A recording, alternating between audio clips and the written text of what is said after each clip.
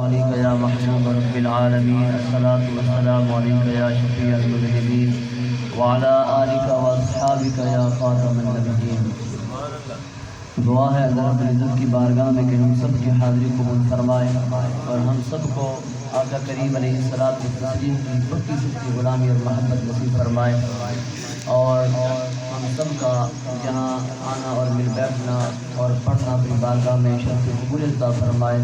اور بالخصوص دعا گو کہ اللہ رب العزت صحابہ اکرام، اہل بیت اعظام، تمام انبیاء اکرام علیہ السلام کے وسیلہ رحمت سے مرحومہ مغفورہ کی بلا حساب و کتاب کی نصیب مقدر فرمائے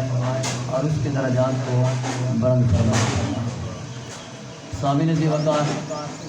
رب کائنات نے قرآن مجید پر برہان رشید کے اندر ارشاد فرمایا والذین جاؤوا من بعدہم، وہ لوگ جو ان کے بعد آئے، یقولون، وہ یہ کہتے ہیں ربنا اغفر لنا، اے ہمارے رب ہمیں بخش دے، وَلِإِخْوَانِنَا الَّذِينَ سَبَقُونَا بِالْإِيمَانِ، اور ان لوگوں کو بھی بخش دے جو ہم سے پہلے ایمان کی حالت میں چل بسے ہیں۔ میری اس مختصر کی تقریر کا جو عنوان ہے وہ ایصال ثواب کے حوالے سے کہ ہم اہل سنت و جماعت کا یہ عقیدہ اور نظریہ ہے قرآن و حدیث کی روشنی میں کہ انسان جو بھی نیک عمل کرے، وہ چاہے نماز کی صورت میں ہو، وہ چاہے روزے کی صورت میں ہو، وہ چاہے تلاوت قرآن کی صورت میں ہو، جو اس کو ثواب رب ذوالجلال عطا فرماتا ہے وہ ثواب کا مالک بن جاتا ہے۔ اب مالک کی مرضی ہے کہ وہ اپنی ملکیت میں آنے والی چیز وہ جہاں بھی خرچ کرے وہ خرچ کر سکتا ہے۔ مثلا آپ کے پاس پیسہ آیا، رزق حلال میسر ہوا آپ کو، تو آپ چاہیں تو مسجد بنوا دیں، آپ چاہیں تو اپنی اولاد پر خرچ کر دیں، آپ چاہیں تو اپنی ذات پر خرچ کریں، جائز راستوں میں یہ خرچ کرنا آپ کی مرضی کے مطابق ہوگا کیونکہ آپ اس چیز کے مالک بن گئے ہیں۔ اسی طرح ہم تلاوت قرآن کرتے ہیں، نماز پڑھتے ہیں، روزہ رکھتے ہیں، حج کرتے ہیں، صدقہ خیرات کرتے ہیں، جو بھی نیک عمل کرتے ہیں اس کے بدلے میں رب کائنات ہمیں ثواب کا مالک بنا دیتا ہے۔ اب ہماری مرضی ہے کہ ہم اس کو اپنی ذات تک محدود کریں، اب ہماری مرضی ہے کہ اس ثواب کو ہم اپنے والدین کی روح کو بخش دیں۔ یہ ہوتا ہے ایصال ثواب۔ تو لہذا ایصال ثواب جو ہے یہ غیر مسلم کے لیے جائز نہیں ہے،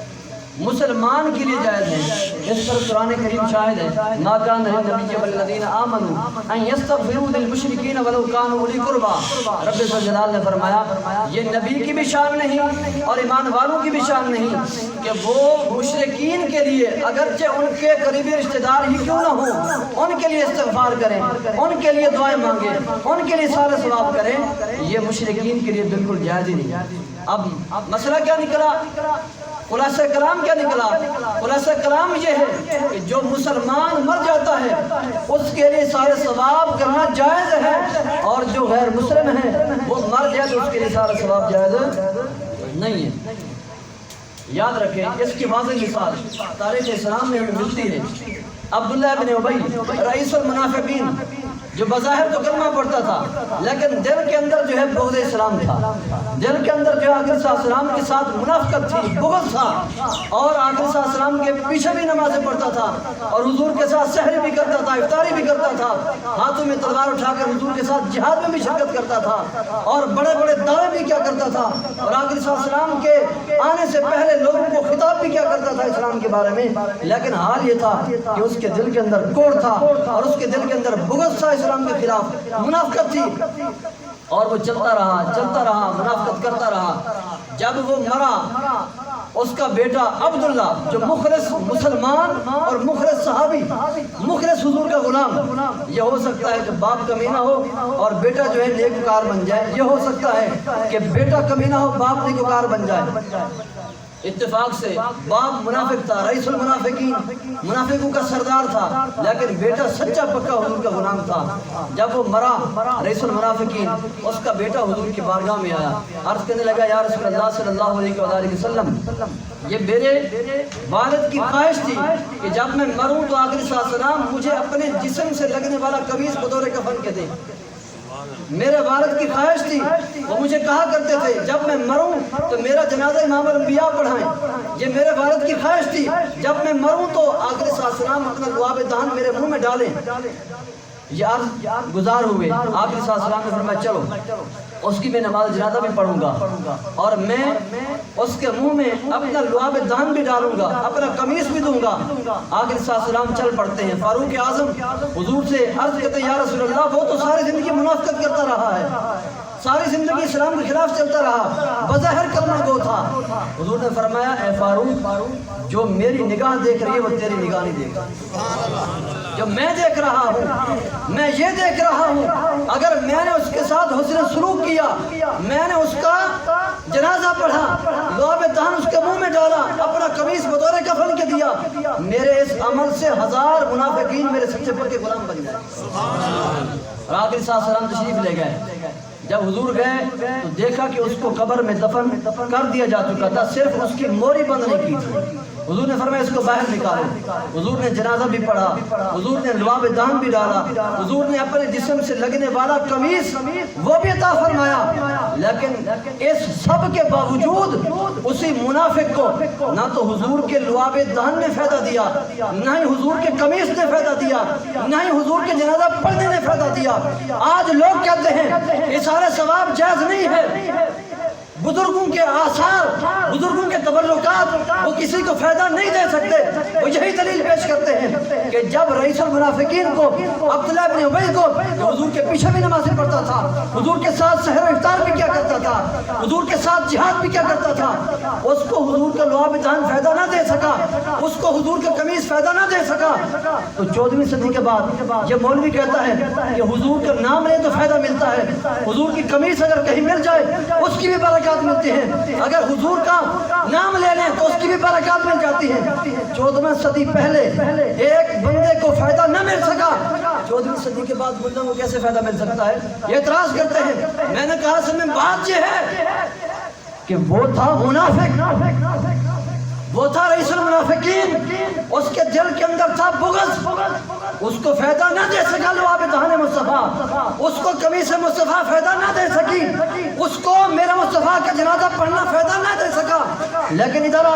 غزوہ خیبر کے اندر علی مرتضیٰ کے بارے میں پوچھتے ہیں اے میرے صحابہ بتاؤ